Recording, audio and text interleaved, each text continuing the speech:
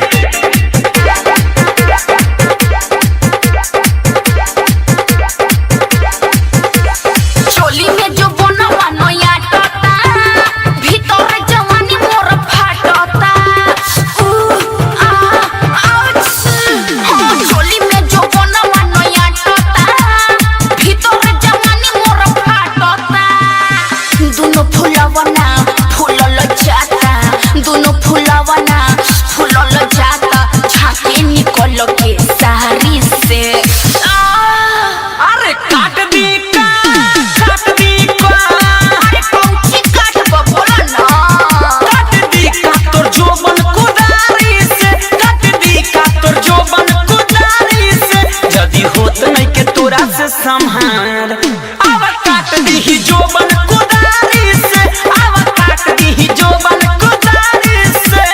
सापा छोप दे।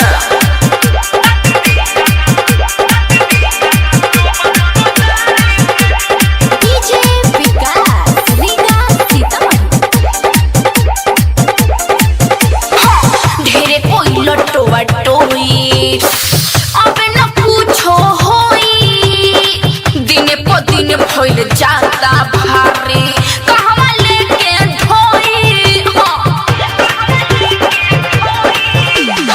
ढेरे कोई लटोवा टोई अब न पूछो होई, दिन भइल जाता भारी, कहवा लेके ढोई। आवना दवाई हम बता दी, फूलल फूलौना पचका दी, लागत मोर जाइब कहियो दादा, लागत मोर जाइब कहियो दादा, टेंशन के बीमारी से। अरे काट दी का बोला, काट दी का जोबन में सस्ता बुझाता का, काट दी का तोर जोबन कुदारी से, काट दी का तोर जोबन कुदारी से, यदि होत नहीं के तोरा से संहार, अब काट दी ना जोबन कुदारी से, अब काट दी जोबन कुदारी से, चल करे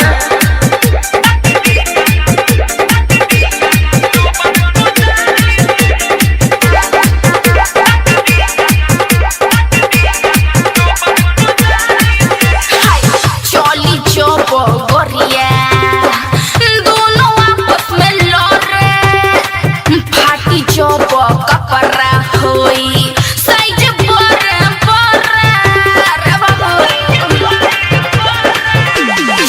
चली चोप गोरिया दोनों आपस में लड़े, फाटी चोप कपड़ा होई साइज बड़े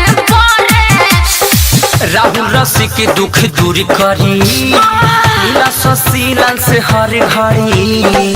अंशिका के पर गइल पाला, अंशिका के पर गइल पाला, तोहरा जैसन खिलाड़ी से। अरे काट दी का बोला, काट दी का काट दी का जोबाना में कुदारी से, काट दी का तोर जोबन कुदारी से, यदि होत नहीं के तोरा से संहार, अब काट दी जोबन कुदारी से, अब काट दी जोबन कुदारी से, तोरो जीवाल का चोली में जो बनवा नया टता, भीतर जवानी मोर फाटता, आउच। चोली में जो बनवा नया टता, भीतर जवानी मोर फाटता,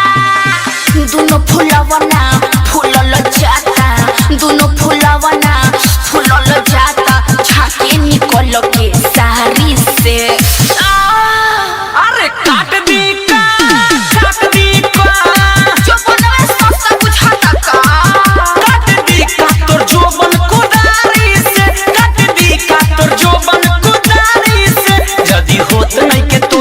संहार अब काट दी जोबन